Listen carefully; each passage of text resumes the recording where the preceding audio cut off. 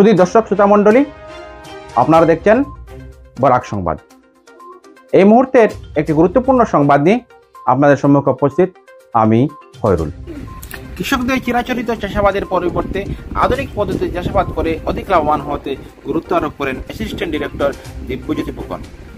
এতে সহমত পোষণ করে কৃষকদেরকে কম পরিশ্রমে কম ব্যয়ে মিলেট চাষাবাদ করার উপর গুরুত্ব আরোপ করেন লালার এডিও রবিজুল হক মোল্লা। পাশাপাশি এফপিসি মিন উন্নয়ন এফপিসির ভূমিকায় সন্তোষ প্রকাশ করে কৃষকদের মধ্যে আধুনিক পদ্ধতি চাষাবাদে আগ্রহী করে তুলতে আহ্বান জানান হাইলাকান্দির এডিপিও আকাশদীপ কারিম গুপ্তা। কৃষকদের উন্নয়নে সরকারের উচ্চ কর্মসূচির কথা তুলে ধরে ও সুষ্ঠু বাস্তবায়নে সবার সহযোগিতা কামনা করেন তিনি। এদিকে মিন উন্নয়ন এফপিসির কার্যক্রম পরিদর্শন করে তারা কার্যকর্তাদের সাথে মত বিনিময় করেন কৃষি বিভাগের হাইলাকান্দি অ্যাসিস্ট্যান্ট ডিরেক্টর দিব্যজ্যোতি ফুকন এবং দুজন এডিও রবিজুল হক মোল্লা ও আকাশদীপ।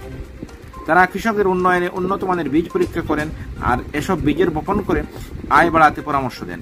এসব বীজের মধ্যে রয়েছে তৈল, গ্র্যান্ডনাট, কাউপি, মাইজো, আরলহ, গ্রিনগ্রাম ইত্যাদি। ওইসব উন্নত মানের বীজ বপন করে অধিক ফসল এবং আয় করে নিজেদের জীবন জীবিকা প্রত্যাশামত সমৃদ্ধি করে আসবে বলে উল্লেখ করেন তারা। এদিন 27টি এফআইজির 475 জন শেয়ার হোল্ডারের মধ্যে সব তুলে দেন কৃষি বিভাগের আধিকারিকরা। দেখুন এই প্রতিবেদন।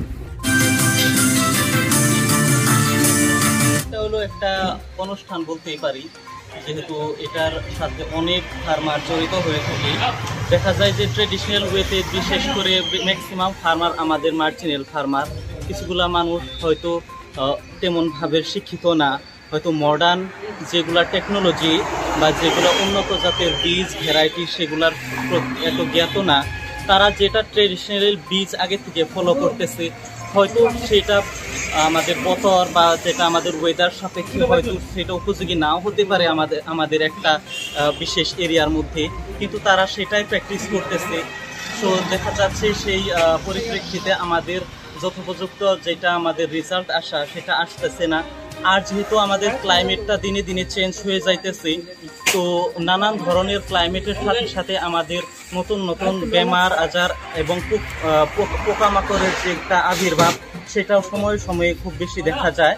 তো তার জন্যে এফপিসির থ্রু দিয়া যেগুলো আমাদের এফআইসি গ্রুপ আছে সেগুলোর মধ্যে অনেক ফার্মার যেহেতু এখানে মেম্বারশিপ নেয়, তো সাথে সাথে আমাদের ডিপার্টমেন্টে প্রাইজ উন্নত জাতের বীজগুলাই বিশেষভাবে এখানে দেওয়া হয়।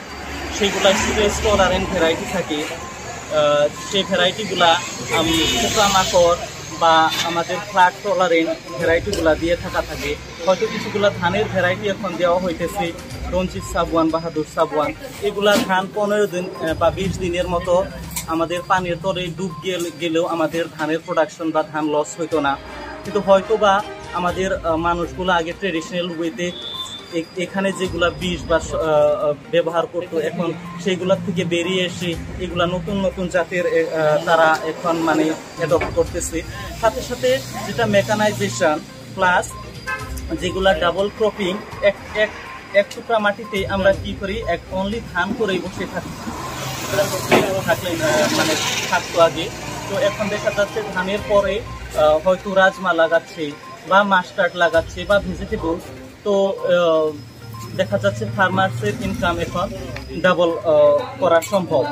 আর এটার জন্য ডিপার্টমেন্টের থেকে যেটা ইরিগেশনের ব্যবস্থা, স্প্রিংকলার ইরিগেশন হোক বা যেগুলা মেশিনারিজ আজকে এখানে যেটা উইডারে ডিস্ট্রিবিউশন করা হইতেছে, তারপরে আমাদের আদার মেশিনারিজ যেগুলো আছে পাওয়ার টিলার থেকে আদি করিয়া, তারপরে থ্রেশারের থেকে আদি করিয়া অন্যান্য যেগুলো মেশিনারিজ সেগুলাও আমাদের ডিপার্টমেন্টের তরফ থেকে দেওয়ার মানে প্রস্তুতি নেওয়া হয় মাঝে সময়।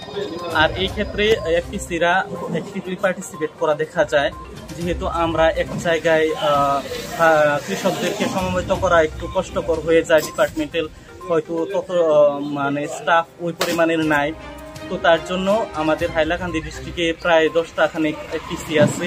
তো এর মাধ্যমে একটা লার্জ অঙ্কের আমরা ফার্মার্সের নিকটবর্তী আমাদের যেগুলো টেকনোলজি বীজ এবং উন্নত পদ্ধতি যেগুলো আছে সেগুলোর জ্ঞান পৌঁছে দেওয়ার জন্য সক্ষম হই এই এফপিসি মাধ্যমে।